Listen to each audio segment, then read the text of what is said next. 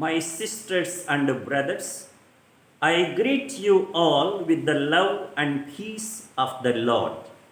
I invite you to meditate together with me on the Holy Word of God of 25th July 2022.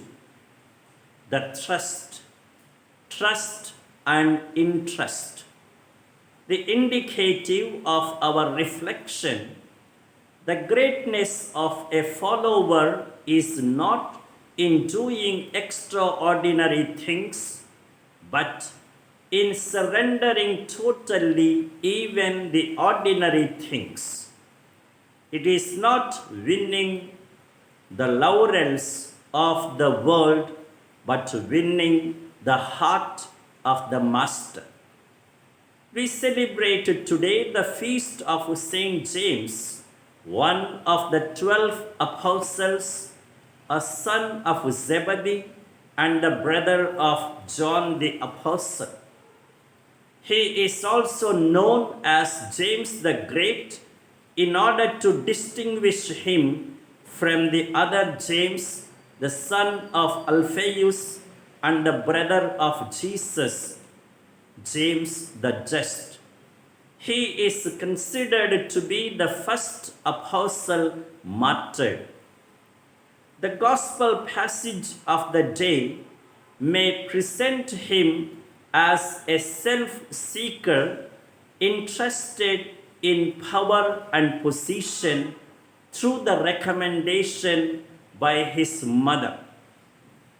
We need not blame him for this spirit of worldliness. It may be understandable to aspire for some honor and privilege, especially when one follows a new master whom they do not understand fully. But what is important is how he makes a transition, a journey from inadequate and worldly motives to perfect and godly motives. He gets groomed as a perfect disciple in the company of Jesus.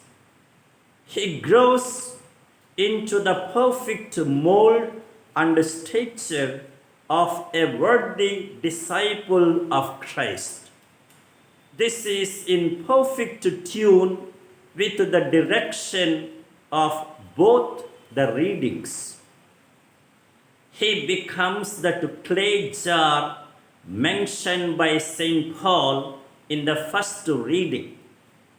He becomes the container and the carrier of the immense treasure of God's grace. He is also quite humble, being aware that all power belongs to God, while weakness pertains to us as humans. Unceasingly and progressively, he allows the Lord to form and transform him. Thereby, he would be purified from all the traces of worldliness and be filled with the Spirit of the Lord.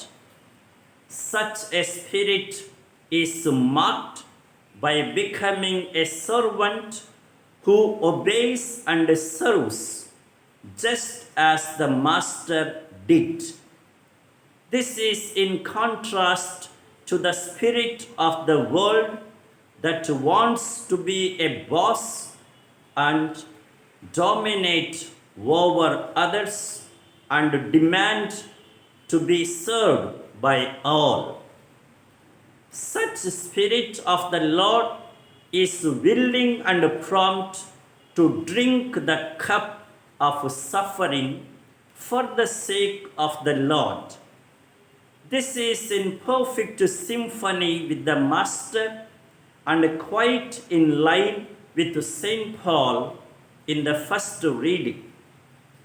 This is to be afflicted in every way, but not crushed or perplexed, always carrying the death of Jesus in his body.